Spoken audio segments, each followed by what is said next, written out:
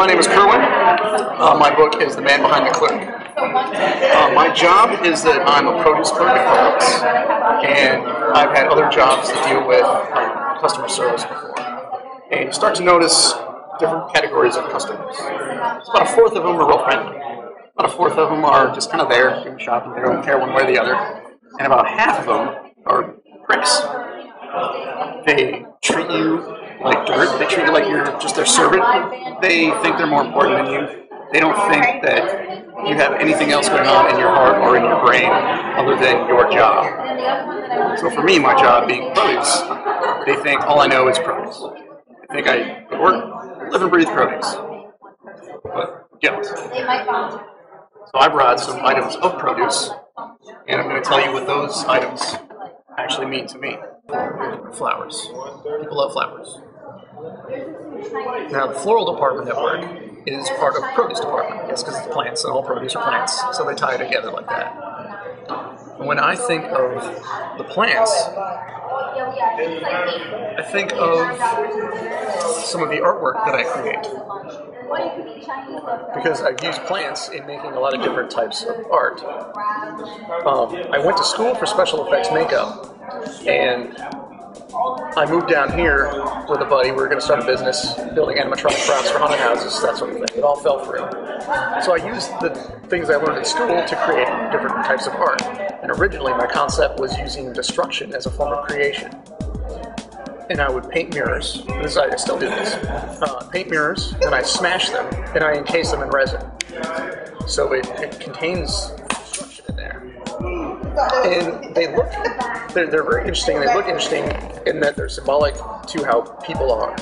Because we're fragmented people. We all have bits of our lives that make us who we are. They're good, they're bad, but they're all fragments and we're trying to keep it together, trying to keep ourselves whole. We all coexist together. We all rely on each other in some form or another.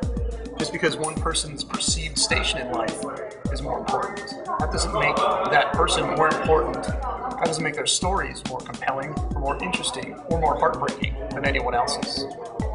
I had the opportunity in 1989, when I was 9 years old, to throw out the first pitch at a Twins White Sox game. Get out there, and bunch of dumps full of people, thousands of people in there. So it's just overwhelming. Trying to absorb as much as I could, but I was, kind of working out at the same time. At one point, the guy says, "Okay, go ahead and throw the ball." So we're getting ready to throw it, and in my mind, since I'm 9 years old, my mind says I'm throwing out the first pitch of the game. Now, there's not a batter there. I'm not actually pitching this time. I'm just throwing the ball at this guy. It's the start of the game. But in my mind, they call it the first pitch. And pitches aren't slow, so you got to chuck it. You got to throw it hard. So I did. I geared up and I threw it. Catcher's right here. I threw that ball right about that way. Catcher, he dove, missed it by a good 3 feet. I threw that thing so wide. And after he missed it, then I was like, And that was kind of when it sunk in that I was surrounded by thousands of people who just saw like the worst throw in history. And I was a little upset at that one, but it was still an exhilarating experience. So hopefully I've been able to tell some people some things throughout this project that makes them see things in a different way. We all, just because I'm a produce clerk doesn't mean I don't have stories from my past. And there's not more to me.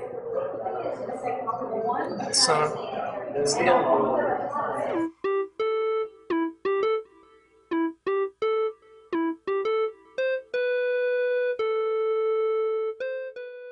First year that Urban Rethink is participating in ArtsFest.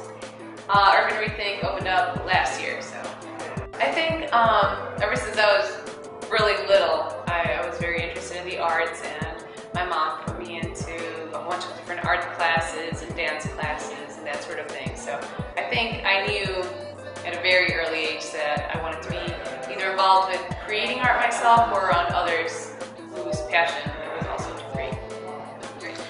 So right now, here we are at Urban Rethink.